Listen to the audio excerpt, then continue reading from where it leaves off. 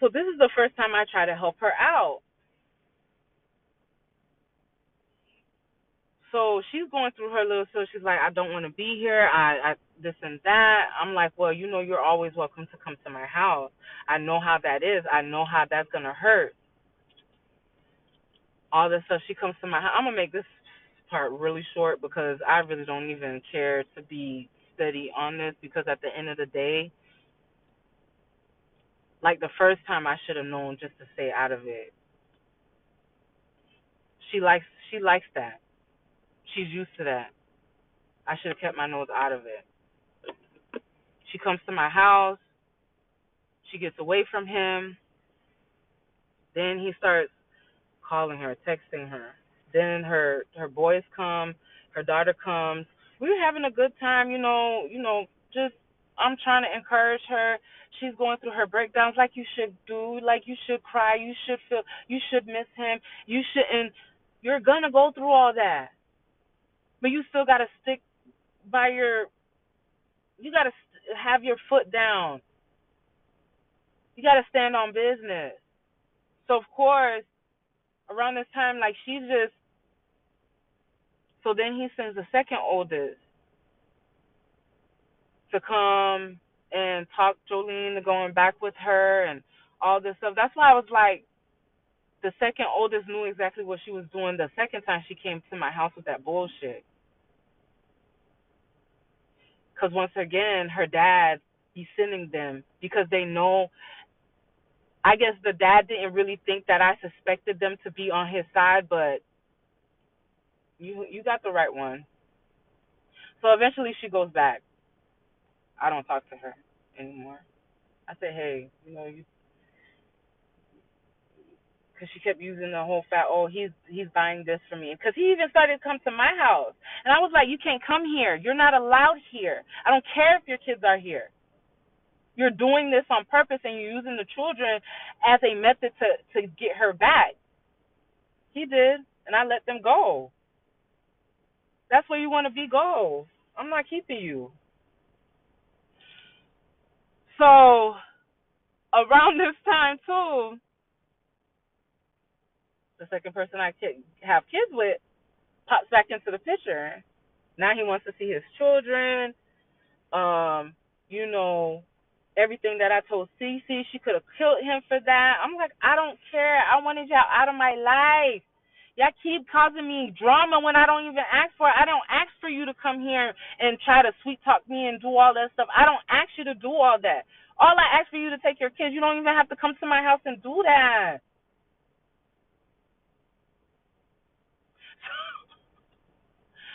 So he was like, well, he's moving. Yeah, he's moving, and him and C Star are really not together anymore. I'm like, yo, I don't really care about that anymore. Like, I really don't. I really don't. So, so this is around like Christmas time.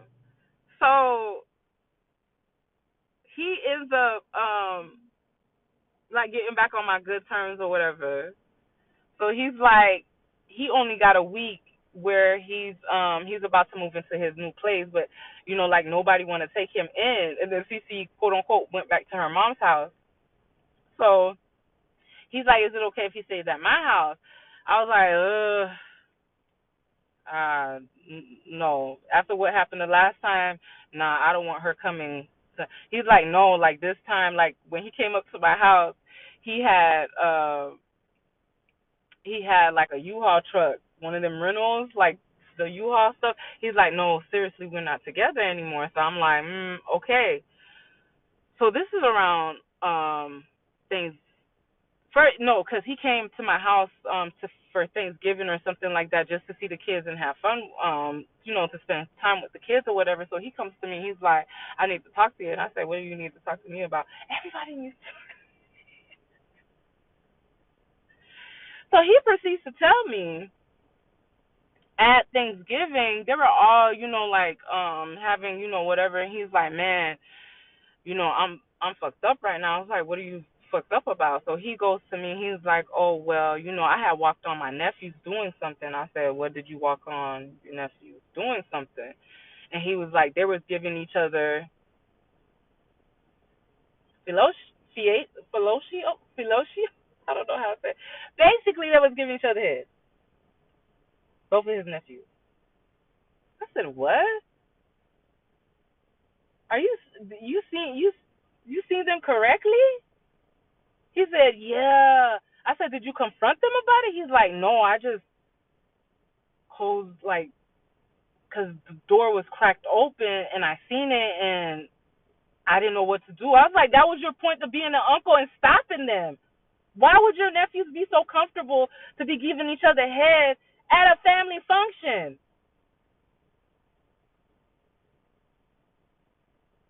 I was like, are you going to tell your sisters or your mom or somebody? No, I'm not doing that because I don't know how to say it. Tell them just like that. And people wonder why there's down low men now. So I was like, he was like, one of his nephews ended up going to camp or something and something happened to him, allegedly. And ever since then, they always thought like he was because of that trauma. But for the other one, because the other one is like, he went to the football player, everything like that. He didn't think he was into. I was like, you didn't think they're cousins. Why are they doing that to each other anyways? They had to been doing that for a while for them to be that. I left that alone. I was like, why does he feel like he got to tell me everything? So then he comes over Christmas time. He comes over Christmas, and this is when I noticed like my son like completely just was not feeling it. So we go to he comes over and he buys everybody a shirt because at this time he's not working at FedEx no more. He's working at some clothing place or something like that. So he gets everybody a shirt, and mind you, just to make him feel like he's included, because I got my kids a lot of stuff. I put dollar and $5 in the big. I make it so I'm I make my try to make my son come outside just to say thank you to him, knowing that he didn't do nothing, provide nothing for my kids or anything like that. But I didn't want him to feel left out. So my son proceeds to tell me, he's like, no, I'm not doing it. And I'm like, why? Like, that's disrespectful. He's like, Mom, you know I don't like him. When I tell you that was like a punch to my face,